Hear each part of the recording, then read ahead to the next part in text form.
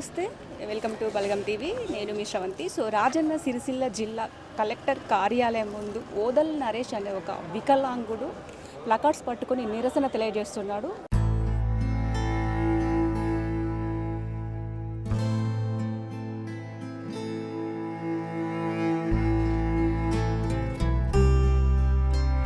ఒకసారి అసలు ఆయన పరిస్థితి ఏంటి అంటే, దాదాపుగా కొన్ని సంవత్సరాల నుంచి అని చెప్పొచ్చు, తనకి పర్మనెంట్ ఉద్యోగం రావాలి అని చెప్పేసి ప్రతి చోట తిరగని ప్లేస్ అంటూ లేదు. ప్రతి వాళ్ళను కూడా కలిసిన వాళ్ళని కూడా అడుగుతున్నాడు.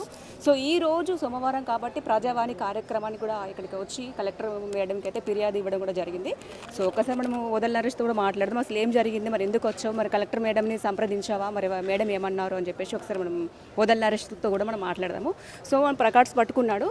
ఉత్తి మాటలు వద్దు, నాకు శాశ్వత ఉపాధి కావాలి, మీ దయ నా బ్రతుకు వెలుగు అని చెప్పేసి ఒకసారి ఇక్కడ ప్లకార్డ్స్ పట్టుకొని కూడా మనకు తెలియజేస్తున్నాడు. అలాగే కష్టం విలువ తెలిసిన వాడికి శాశ్వత ఉపాధి కల్పించండి, వికలాంగుడి సేవను గుర్తించాలని చెప్పేసి తను తెలియజేస్తున్నాడు. ఒక్కసారి తన మాటల్లో కూడా మనం అడిగి తెలుసుకుందాం. అసలు ఏంటి అంటే, సిరిసిల్ల కలెక్టర్ ఆఫీస్ని కానీ ప్రతిసారి వస్తూనే ఉన్నాడు, మేడంని కలుస్తూనే ఉన్నాడు. ఇప్పటి వరకు కూడా ఎలాంటి ఉద్యోగం కూడా కల్పించడం లేదు అని చెప్పేసి ఆవేదన వ్యక్తం చేస్తున్నాడు.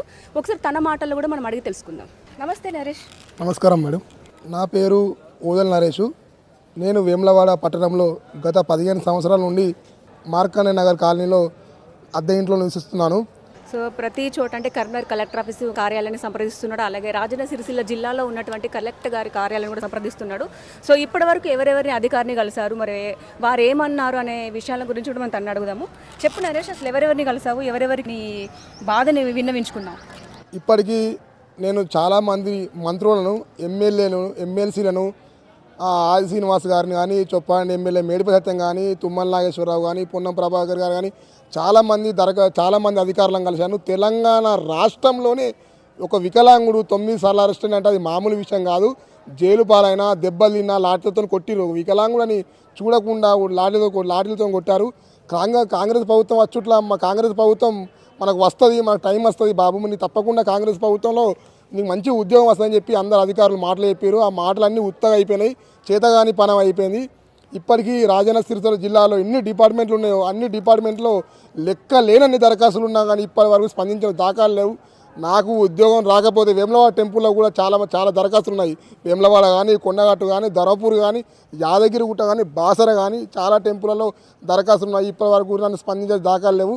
నాకు ఖచ్చితంగా ఈ నెలలో ఉద్యోగం రాకపోతే నేను ఇక్కడే ఈ కలెక్టర్ ఆఫీసునే పురుగుల మందు తాగి ఆత్మహత్య చేసుకుంటా అని చెప్పి అనుకున్నాను. నేను భూమికి బరువు అయిపోతున్నాను. ఏం చేయాలి, భూమి కూత నన్ను మోయడానికి కూత బరువు అవుతుంది.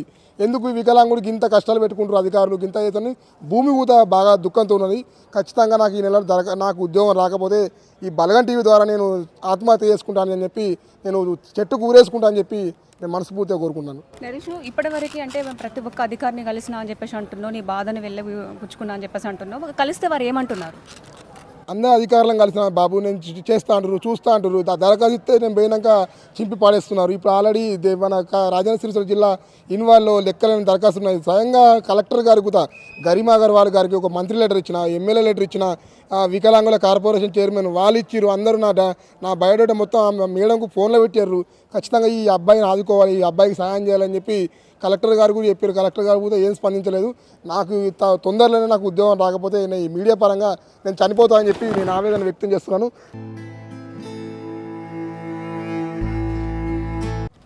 ఇదండి ప్రజెంట్ అయితే తనది ఘర్ష కుర్తి, తను వచ్చేసి వెమ్లవాడ ఉంటాడు. గుడి ఇప్పుడైతే ప్రజెంట్ అయితే మూసివేయక ముందుకైతే లడ్డు సెక్షన్ దగ్గర కవర్స్ అమ్ముకుంటూ జీవన ఉపాధి అయితే పొందేవాడు. ఇప్పుడు రీసెంట్గా వీళ్ళ ఇంట్లో ఈయన ఒక్కయన్నే ఉపాధి చేసే వ్యక్తి. ఎందుకంటే వాళ్ళ అమ్మ నాన్న కూడా ముసలి వాళ్ళు అయిపోయారు, వాళ్ళకు చేత కాదు. ఈయన సంపాదనతోనే వాళ్ళ కుటుంబ పోషణ అయితే నడుస్తుంది. ప్రజెంట్ ఇప్పుడు నాకు జాబ్ కావాలి, ఖచ్చితంగా నాకు జాబ్ ఉండాలి. ఎందుకంటే ఇప్పుడు ఆలయం మూసివేశారు కాబట్టి ఇప్పుడు నేను కనీసం కవర్లు కూడా అమ్ముకోలేని పరిస్థితుల్లో ఉన్నాను. కుటుంబ భారంగా కూడా మారింది. ఈ నెలలో కనుక నాకు జాబ్ రాకపోతే ఈ కలెక్టర్ గారి కార్యాలయం ముందే నేను ఆత్మహత్య చేసుకుంటానని చెప్పేసి తన బాధను వెళ్ళబుచ్చుకుంటున్నాడు. ప్రతి చోట నేను ఆఫీసర్స్ని కలుస్తున్నాను, వాళ్ళతో మాట్లాడుతున్నాను, నేను ప్రతి ఒక్కరికి నా బాధ అనేది విన్నవించుకుంటున్నాను. అయినా కూడా నా బాధ కూడా ఎవరికి అర్థం అవ్వట్లేదు. ఈ నెల కనుక నాకు జాబ్ రాకపోతే గనక నేను ఇదే కలెక్టర్ గారి కార్యాలయం ముందు ఆత్మహత్య చేసుకుంటానని చెప్పేసి అయితే అంటున్నాడు. చూస్తూనే ఉండండి బలగం టీవీ. నేను మీ శ్రవంతి.